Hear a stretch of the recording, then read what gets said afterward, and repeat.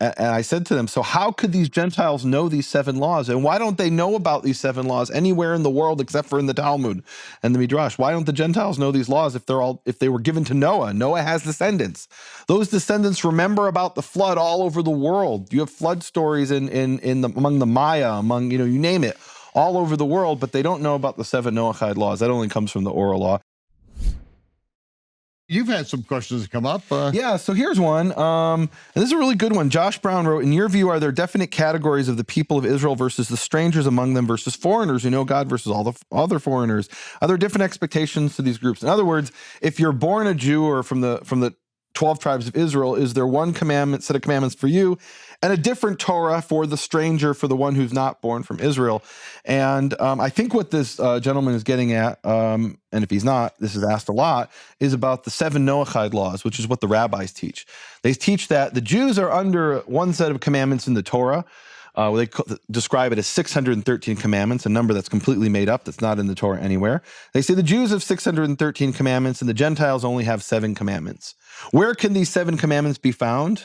Of course, they're not in the Torah. They're in the Talmud and in the Midrash. They're in the oral law. And I've actually asked this to Chabad rabbis who are going around teaching Gentiles to keep the 7 Noahide laws.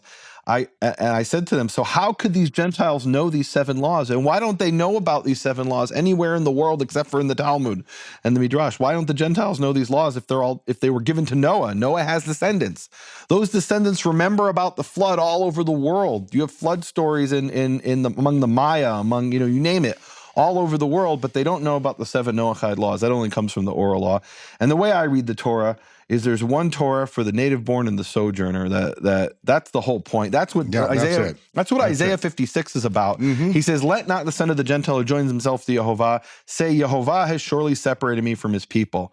You must not say that. Now, it's very interesting, Michael. I was recently speaking in a synagogue on Shavuot, and there was this young girl in the audience. She had just gone through bat mitzvah. She was around 12 years old, and she raised her hand during the Q&A, and she said, I know you do this interfaith dialogue thing with non-Jews, and I've heard about these Christians who keep the Torah. Do you know anything about these people? I was shocked. I'm like, this isn't a Messianic synagogue. This is a real synagogue. This is a real synagogue. This is a conservative synagogue. And I asked her, where do you know about that from?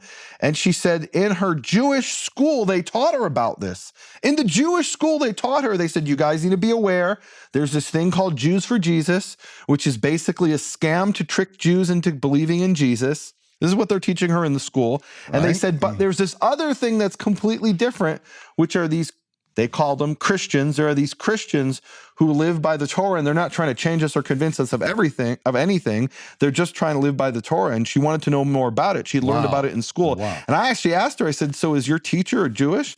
And she said, oh yeah, my teacher's a conservative Jew, no different than anybody else. So this is something that's becoming such an issue that they're actually being taught this in grade school in a Jewish school. They're encountering people out in the world who are keeping Torah, who they see in the supermarket with the tzitzits, as my friend Keith calls them, with tzitzit, and they're saying, well, wait a minute, what are you guys?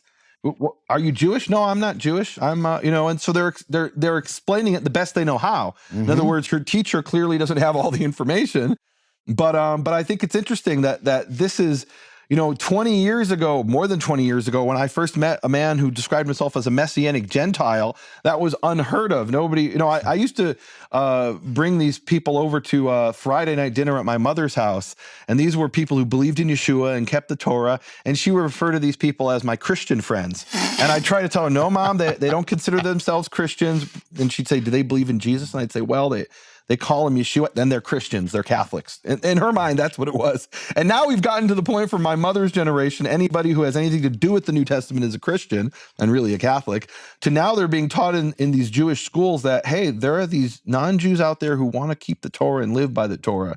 And they're still calling them Christians, but they're getting more of an understanding. This is a growing phenomenon, Michael. I've met people like this all over the world. God's doing something with these people.